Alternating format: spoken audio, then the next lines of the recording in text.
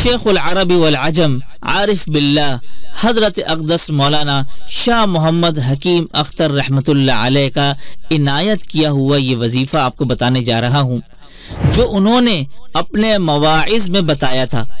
जिसने किया उसको बहुत फ़ायदा हुआ। हर मुसलमान को खुली इजाज़त है, और अगर शराइत पर अमल करें तो तासीर बयान से बाहर है। अमल करते वक्त पहले दिन हजरत साहिब शाह मोहम्मद हकीम अख्तर रहमतुल्लाह अलैह के लिए दुआ भी फरमा दें और उनके वसीले से दुआ करें। इंशाअल्लाह अज़्ज़ व जल अमल में कामयाबी होगी। वो अमल क्या है? या नासिरू, या अजीजू, या मुगनी, या समदू।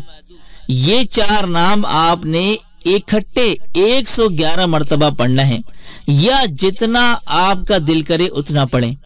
और अव्वल आखिर दुरूद पाक यानी दुरूद इब्राहिमी 3 मरतबा या 7 मरतबा पढ़ें।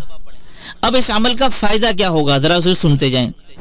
दीन और दुनिया में तरक्की होगी, औलिया का कुर्ब मिलेगा, इबादत में दिल लगेगा, दुश्मनों पर गलबा रहेगा, रिस्क के असबाब पैदा होंगे, कर्ज से जल्द छुटकारा मिलेगा, बेटियों के रिश्ते मिलने के असबाब पैदा होंगे।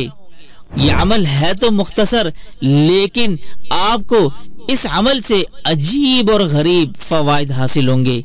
तो महतरम नाजरीन, अब तो ये रमज़ान का महीना भी चल रहा है, हम लोग सहरी में आसानी से उठते भी हैं, तहज्जुद का भी टाइम होता है, तहज्जुद का भी मौका मिल जाता है, तो क्यों ना आप 2 रकात नफिल नमाज पढ़कर साथ में ये अमल करें और फिर रब के हुजूर दुआ गो हो जाएं। इंशाअल्लाह आपको वैसे भी मालूम है कि तहज्जुद के वक्त दुआएं कबूल होती हैं, तो आप इस अमल की बरकत से रमज़ान मुबारक में फ़ायदा उठा लें। तो इंशाअल्लाह जो फ़वाइद और मकासिद और जो हाजात और परेशानियाँ मैंने आपके सामने जिक्र की हैं, ये मसाइल तो हल होंगे ही, साथ में जिस मकसद के लिए भी आप दुआ मांगेंगे वो मसला भी अल्लाह के फजल और रहमत से पूरा हो जाएगा। तो उम्मीद करता हूँ आप लोग इस अमल से ज़रूर ब ज़रूर और भरपूर फ़ायदा उठाएंगे। तो उम्मीद करता हूँ आज की वीडियो आपको पसंद आई होगी। पसंद आने पर वीडियो को लाइक कीजिएगा, अपने दोस्त अहबाब रिश्तेदारों के साथ लाजमी शेयर कीजिएगा।